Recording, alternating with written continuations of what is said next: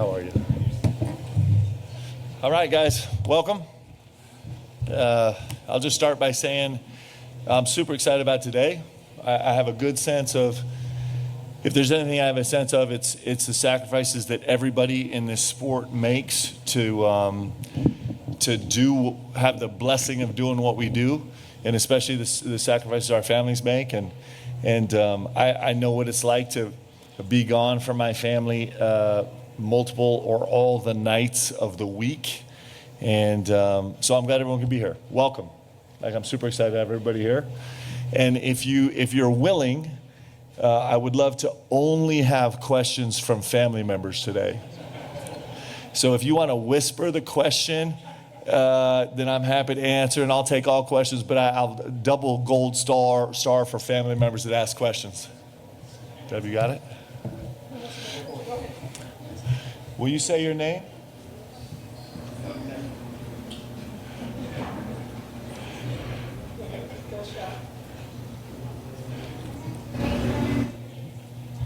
Excellent question. Tell me your name. Enoch. Nice job. Your dad does a great job covering this whole sport. Did you know that? He does a great job. Your uncle. There you go. Your uncle does a great job. So listen, Jake, you say Jaden Quintz or Jaden Lowe? Or both? So J-Lo is going to be in a little bit of practice today, a little bit of non-contact practice. We're taking him, we're being really careful with him so he can be fully healthy when we start the season. And then JQ is, the thing I'm excited about is every time I look out of my office window, twice a day, 3 times a day, I see him down on the court in a full sweat. He's still a little bit of ways, but he's doing great. I wish you guys could have all been in the gym yesterday. If you can corner Randy Towner, please do. Because one of the conditioning sessions that Randy is doing with JQ right now is he's doing some boxing workouts where Randy has the gloves. And it was so incredible to watch JQ just chase him from one side of the court to the other, and Randy, sheer terror on his face. Hands swollen today, so JQ's doing really good. Yes? What game are you looking forward to the most? I cannot wait for this game tomorrow. Tomorrow we play the Georgetown Hoyas. Their coach, what's your name? Meg? That's a great question, Meg. The Georgetown Hoyas, one of the great programs in college basketball. Have one of the best coaches in Coach Ed Cooley, who does an unbelievable job. Tough team, hard fought, really skilled, bunch of guys that can make shots. It's going to be a big time game in Rupp Arena tomorrow. I'm really excited about this game. Yes? How much of this Georgetown trip is Kentucky focused? Excellent question. Tell me your name. Nicole, thank you. It is, so what we're doing in the preseason is we're trying to do scouts where we don't want to lose the progress of our team. The most important thing is us getting better. But working hard to win games is an unbelievable vehicle for us to also get better. So kind of like the Purdue Scout, we're taking a deep dive into the teams and then just cherry picking little slices of the scout that fit with our team's progression right now. And that's kind of how we're rolling with this. So it's not a full-on intensive scout that's going to take us away from our team's progress, but we're using it in the ways that we can right now to make us better. This is a terrific team, a really, really tough, gritty team. And so they're going to challenge us in some ways that are incredibly useful for us right now as we try and prep for the season. Yeah.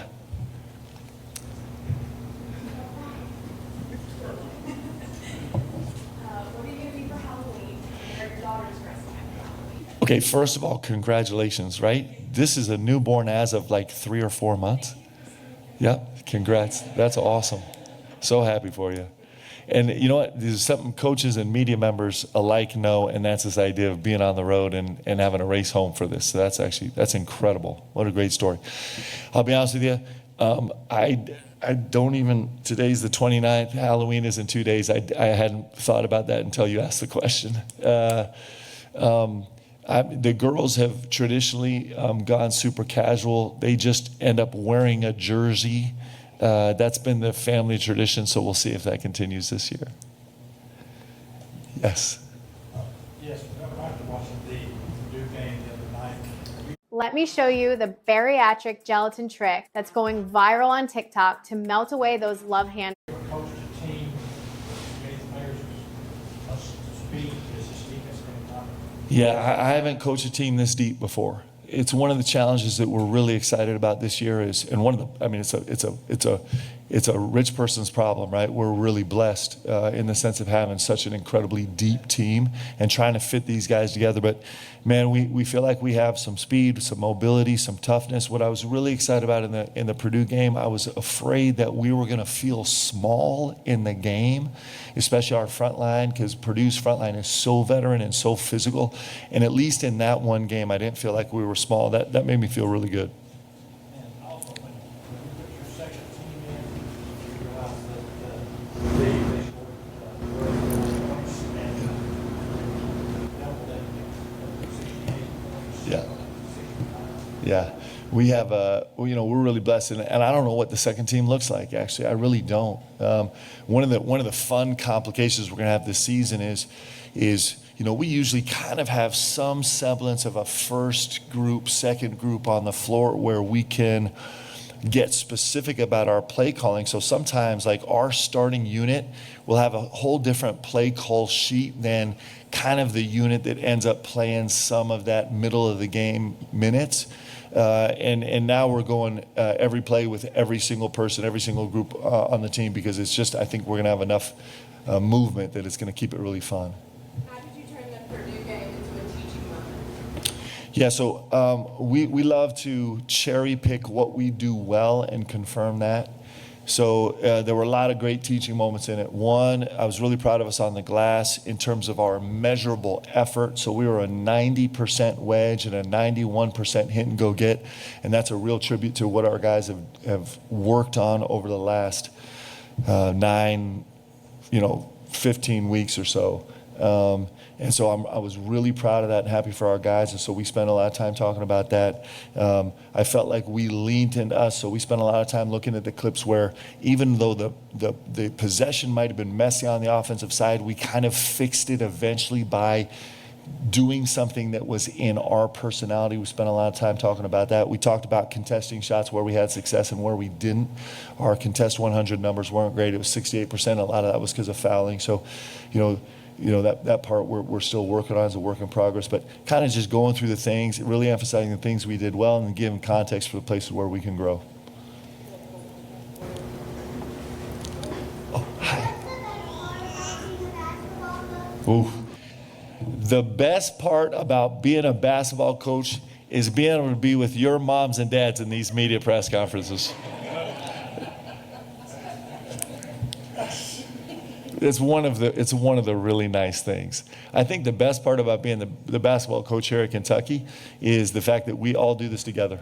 The good days, the bad days, the times where I'm good and the times where I stink as a head coach, we all get to do it together. It's pretty great. Thank you for asking that question. What's your name? Sage. That's a beautiful name. Right here. How much do you rely on beautiful wife? Yeah.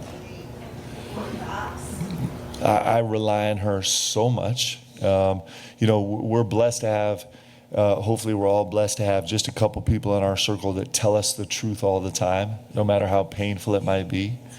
And Lee is, she's an incredible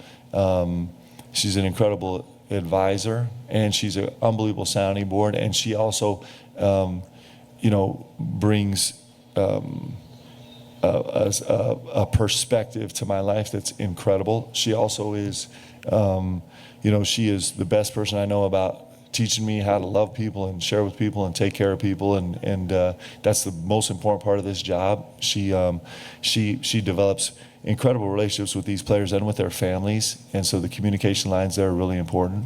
And she's has a high X and O acumen where she crushes me a lot. Coach, Yeah. I told my son he could skip school to come here today. Go. So he was in. Yeah. And I let him know that you and I are about the same age. Yeah. We went to school here Yeah. at the same time. And he told me I look a lot older. Well, Yeah.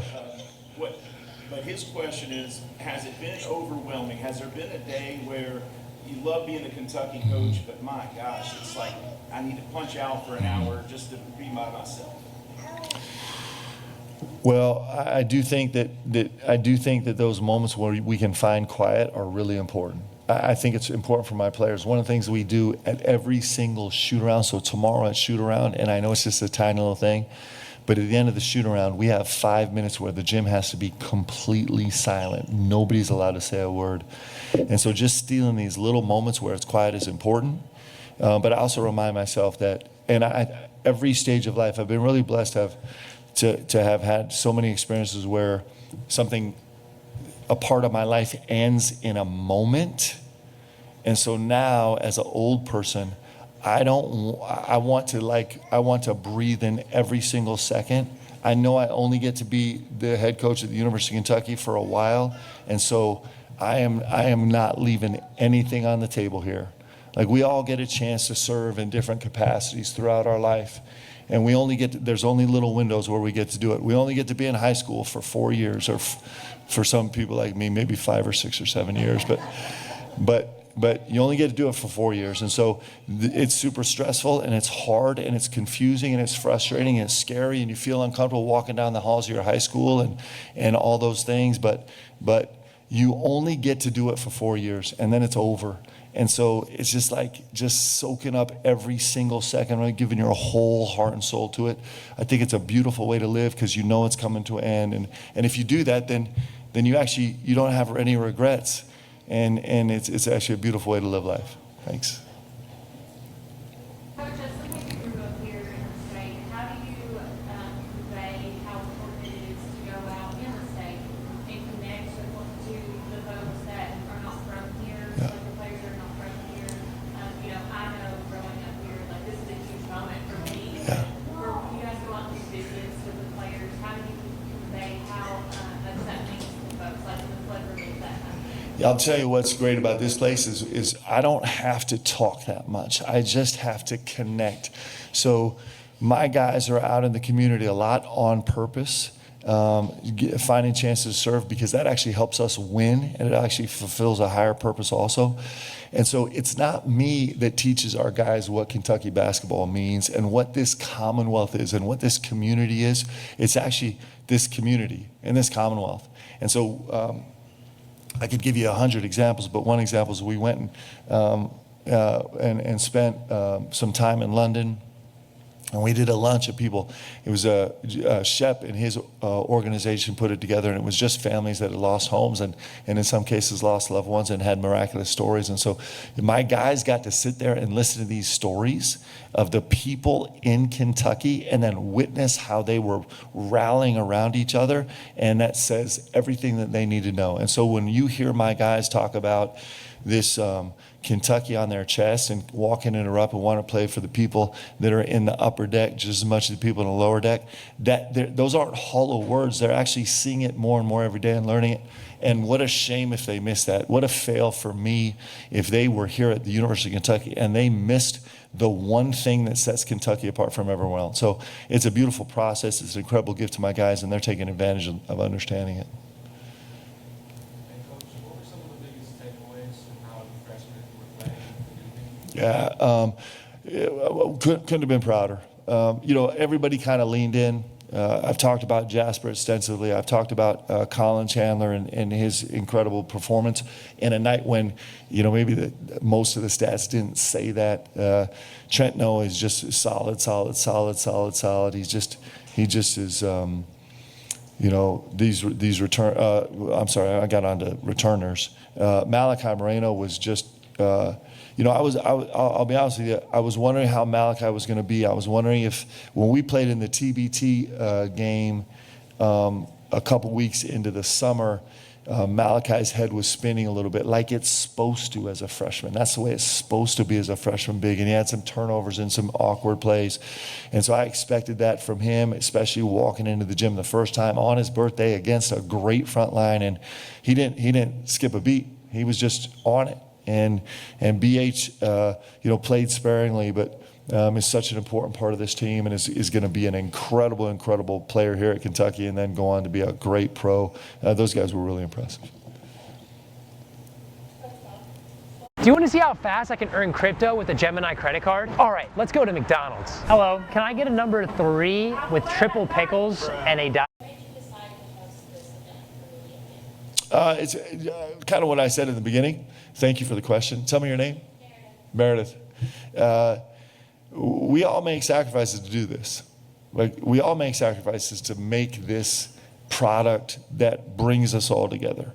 And I appreciate that maybe more deeply than you would understand, in the sense of there's something about our husbands and wives being gone from 4 o'clock in the afternoon until midnight or 1 o'clock in the morning. It just is a weird time to be gone, and that's a big sacrifice. And so I just that's a sacrifice we all make.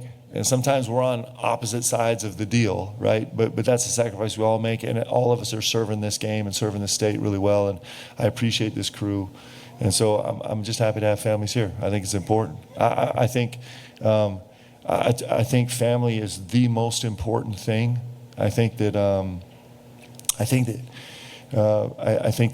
this world is actually a way better place the more stable families are, and families are incredibly complicated, and all those things are really true, but it's important. And so, this is fun. I actually love it. And because you guys are here, I don't have to have the same old questions from everybody else. Thanks. Yeah. So some of us aren't blessed with a good hairline. Since you've been in the involved with them, Yeah. some of us don't. It looks good. Yeah, it looks good. Why do you choose to do that? So, I think decision fatigue is real, actually. At least it is for me. And so, as ridiculous as it is, I just do it. So, one, because I don't have to look in the mirror too much, because sometimes looking in the mirror can be depressing for me. And two is because it just makes my life super simple. I don't have to go anywhere to get my hair cut. I do it myself. It takes me like 3 minutes, and it's fantastic. And I'm happy to cut up anybody in here that wants it. But I do think that I think we're in a process of trying to limit the decisions that we make, because I think decision fatigue is real, and we're going to try and save them for the really big ones. Yeah. So I really liked the deadline first. Yeah. Where I Hey, well, you know what? I'm about to get in big trouble. I might never have a kind word written again.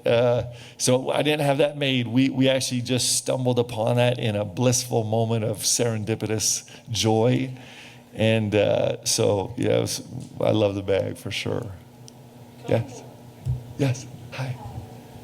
So obviously every team is special, and we embrace every player and love them as they are our own. But what is your favorite thing about this year? His team, it was really fun. So I think I shared this somewhere publicly maybe, but we were off yesterday. We have to have 12 mandatory days off in this 42-day period, and so we just had. But the day before yesterday, we had a really, really hard practice, and it was incredibly competitive. And so we're always looking for things to put on the line to even make it more competitive. And so what we did was we were doing an underneath out of bounds game, blue versus white versus scout. And so it just came to me that this was the time to do it. So the penalty for the losing team, either blue or white, was going to be that they, not the managers, had to do the laundry after practice, which is an ordeal. That's a 3-hour process.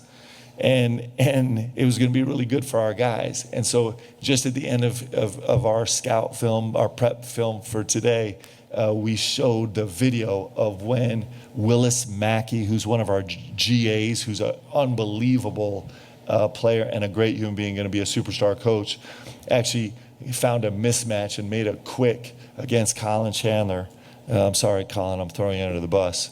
And the gym went crazy. I had Coach McLean running around in circles like Jim Valvano looking for someone to hug. And I had managers jumping up and down and crying and laughing and celebrating. And all of that comes back to the beautiful competitive nature of this team. this team has a competitive nature. We have to foster it. We got to grow it. We got to cultivate it. But the heart of this team is to want to go compete. We have a little bit of grittiness to ourselves, and so if we can continue growing that throughout the season, that's what this team is going to be remembered for. Is this team just loves to walk in the gym, compete. It makes practice so much fun. It's really beautiful. So I'll tell you the truth. You guys can hold White accountable. So the White team lost. They had to do the laundry. And then one of our, so they started to go do the laundry, but one of their teammates stayed after for like 2 hours shooting, semi on purpose. And so, unbeknownst to me, our managers bailed them out. So that's why we showed the video, because on Friday there's going to be a big payday. There's going to be a big payday. What's your chest rating these days? Like a -7. Did I tell you guys about this? So you know, this JQ is just crushing me in chest. It's like I've just lost all pride, and so. Can I talk about the CBS thing, or am I allowed to do this? So CBS came and wanted to do a special on the chess. I think UK Sports Network did a super cool deal on it, and then CBS picked it up. So they came, they wanted to video me and JQ playing chess. I'm like, nope, I'm not doing that. So it was me and Colin Chandler, 2 boards, JQ on the other side of the table, and he had to go from board to board to board to board, alternating every move. And he was on a 2-minute timer. Colin and I had a composite 9 hours. It's a true story. And one of us on my side was out in checkmate in like 11 moves. Fortunately, enough damage had been done on the other board that we came away with a split with JQ. But this chess thing has been really humbling. Anybody have some chess insights or secrets? I would love them. Maybe what I'm gonna do is start a game with JQ. I'm gonna post each move and see if I can get feedback from BBN to help me along the way. Yeah. Both just got me in trouble. My grandson wants to make sure we be ahead of Yeah. Hey, done deal. Let's go. If I can do both of you.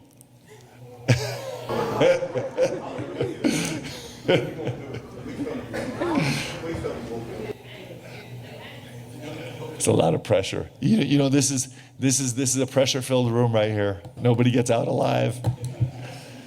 Yes. Yeah. You